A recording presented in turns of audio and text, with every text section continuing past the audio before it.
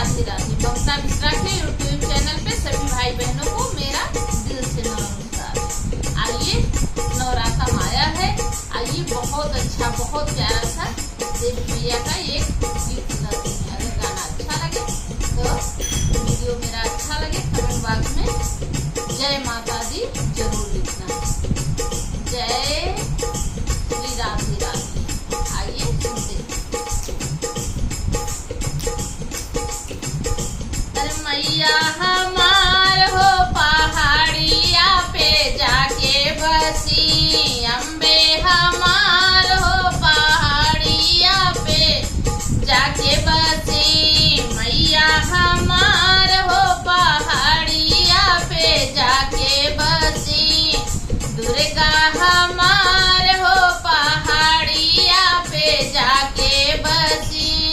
अरे मेवा मिठैया माँ के माना ही न भावे, मेवा मिठैया माँ के माना ही न भावे, मन ही न भावे हो माना ही न भावे। मैया मोरी माँ गेली, मैया मोरी माँ गेली, धरिया कपूर हो पहाड़िया पे जाके बसी, मैया हमारी हो पहाड़िया पे जाके बसी, दुर्गा हमार हो पहाड़िया पे जाके बसी।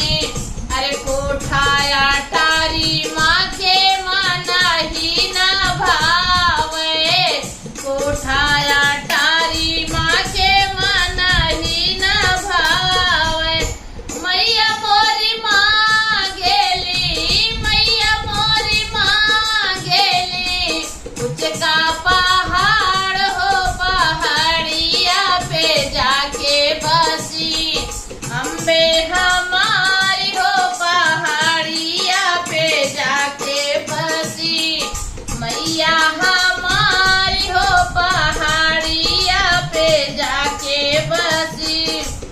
जरीदार साड़ी माँ के माना ही न भावे, जरीदार साड़ी माँ के माना ही न भावे, माना ही न भावे है माना ही न भावे।